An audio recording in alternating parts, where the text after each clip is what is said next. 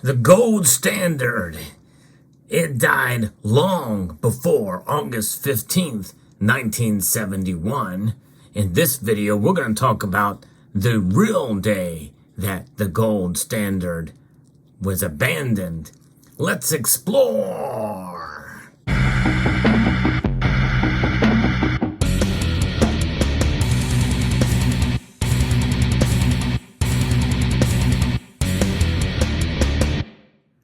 Gold, as you see here, this is the reverse of the American gold eagle. It is the first time that the United States Mint, and it's a policy of the United States based off of mandate from Congress that allowed the free exchange of dollars for gold. Now, one may say, well, hey, there you go. You're essentially reenacting the gold standard. No, it's a bullion program. You paid a whole lot more than $50 for an ounce of gold when this program was implemented in 1986. But we're going to go back in time. Let's go back in time to a point where we recognize what gold was. And before we go back in time, let's talk a little bit more about today. Today, this is what $20 looks like. In fact, for some of you, this may be a foreign concept to think about cash. A lot of us use debit cards, credit cards, and ACH transactions, mostly digital. In fact, the $20 bill is one of the most widely circulated paper notes in currency here in the United States, but nonetheless, less and less people are using it. However, there are smaller transactions in cash that we're seeing somewhat of a comeback for some of the younger generations. I've actually talked about that in the past. I think it's a good idea to have some cash on hand, such as this note that you see before you here. But let's just have this as a representation of the modern $20 denomination in the form of paper currency, or in this case, cotton linen fibers. But what did it used to look like? This is what $20 used to look like. Right here. That's exactly right. $20 used to look like this. A gold coin, 0.96 ounces of pure gold here. This is 90% gold, 22 karat gold. And this is a $20 St. Gaudens double eagle. Beautiful coin.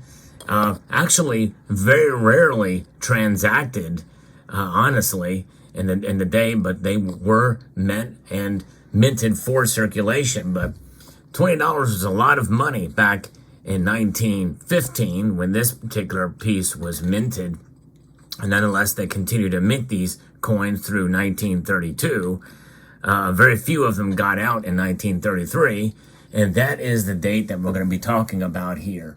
What happened? This was the date that the gold standard was abandoned. It was in 1933. Specifically, it started on April 20th. That's right, 420 has a different meaning, but nonetheless, 420 is the date of the abandonment of the gold standard. And we'll get to what happened in 1971 in due course. But first, let's take a look at what happened here on April 20th. The United States abandoned the gold standard, delinking the value of the dollar to gold. The person responsible for this was President Franklin Delano Roosevelt. That's right. Franklin Delano Roosevelt was the one that abandoned the gold standard. He had urged Congress in January of 1933, just after being elected for the very first time, to go ahead and reform the currency system. And that was started. So by April, in fact, by the end of April, it was gone. For all intents and purposes, the gold standard was gone. The free circulation of gold coins is unnecessary, leads to hoarding, and tends to a possible weakening of the national financial structures in times of emergency, according to what he said. And in fact, there was a headline in the New York Times from April 20th that said, "Gold standard drop for the present to lift prices and aid our trade position." And then it says, "Plans for a controlled inflation drafted." Hey, look at that. Boy, isn't that something? Controlled inflation. And is that not what we are seeing today with 2% target inflation? Yes, indeed it is. As a result of Roosevelt's bold move, which he had made shortly after taking office, the New York Times reported that the dollar plunged 11.5% against European gold-backed currencies. That's right. Other nations around the world were backing their currencies with gold, and the dollar dropped. And by the way, the United States was a pretty big economy at the time. While inflationary expectations made stocks rise in what was termed as the most active day of trading since September 1932, the New York Stock Exchange saw a total volume of 5.08 million shares, according to the paper prepared by the Federal Reserve of St. Louis. The dollar-pound rate leaped 23 cents to $3.85, the highest level since October 31st, 1931. This was not the President Roosevelt's first crackdown on gold, nor was it his last. There were a lot of factors, both domestic and international, that led him to take these actions. The United States was languishing under the effects of the Great Recession, and the Great Britain had abandoned the gold standard 2 years prior, according to this article from Investopedia. As the Federal Reserve of St. Louis pointed out, on the one hand, severe deflation and unemployment was forcing the Fed's hand to pursue an expansionary monetary policy to stimulate the economy. The American people were in a panic mode and were converting their deposits to currency at an alarming rate, threatening a run on banks. The number of notes in circulation increased close to 116% between October 1929 and March of 1933.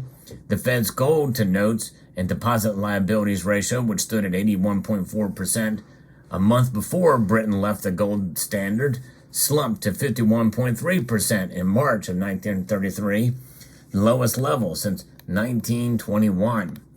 Britain's move away from the gold standard caused the pound to devalue, impacting the competitiveness of U.S. exports.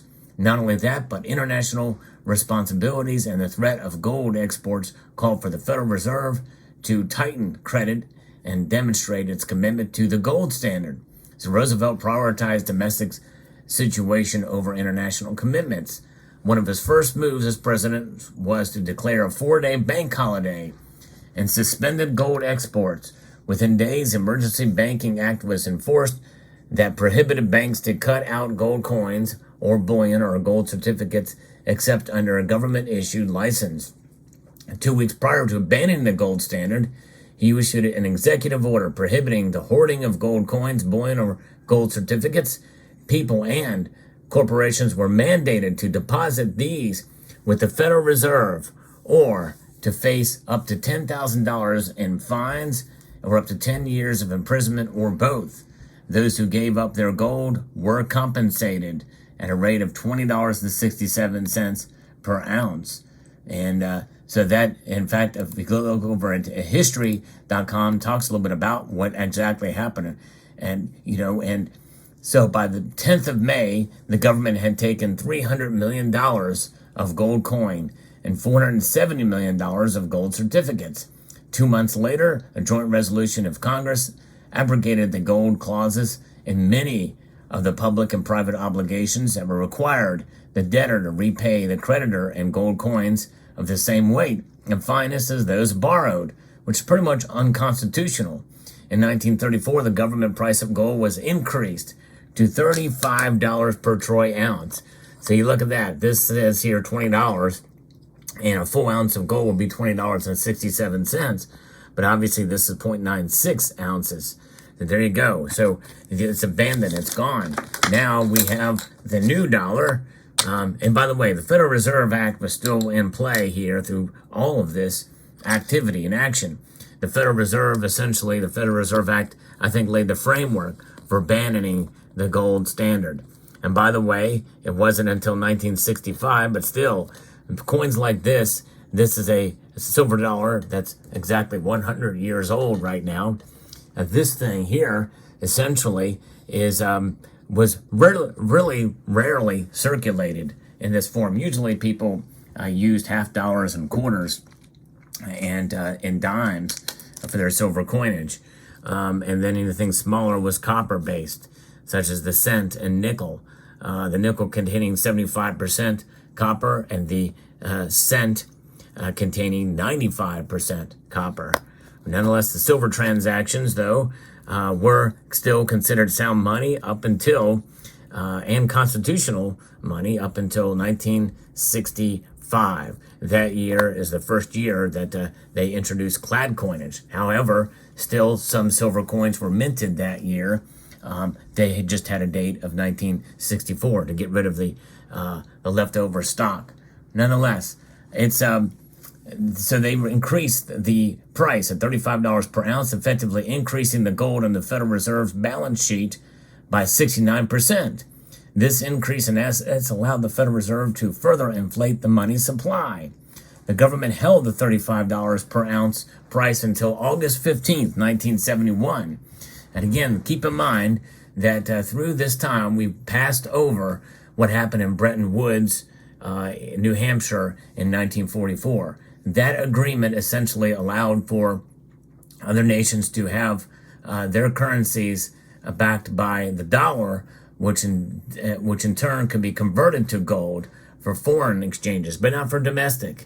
You could not get gold during that time, and because that executive order that was put into place by Roosevelt was effective until the mid-70s.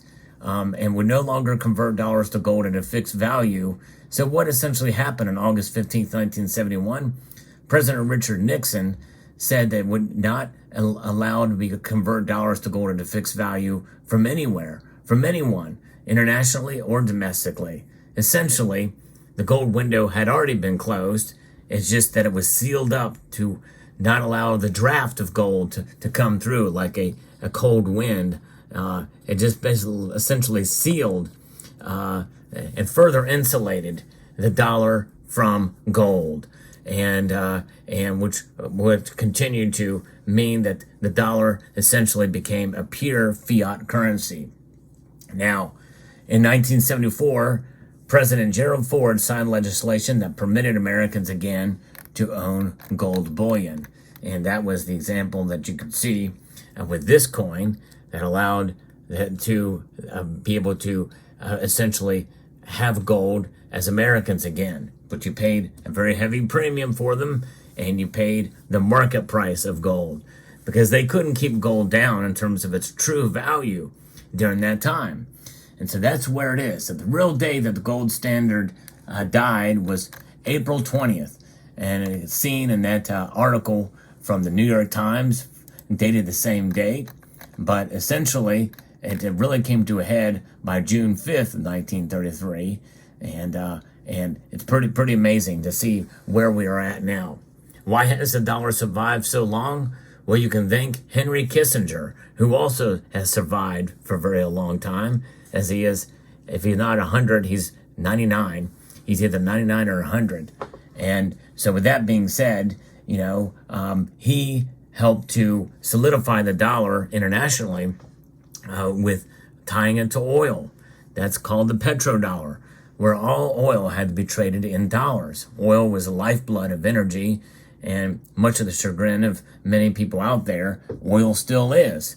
Of course, the dollar is not really tied as much to oil these days, but because it is the dominant currency, thanks to Henry Kissinger and what he has done, the dollar now is the dominant currency around the world. And that's not going away anytime soon, even through this age of de-dollarization that we are experiencing. So there you have it. Let me know what your thoughts are about this day, the real day of the gold standard dying, which is April 20th, 1933. I'd like to extend a multitude of gratitude to you all for watching and to encourage you to please like this video, share it, comment, and subscribe.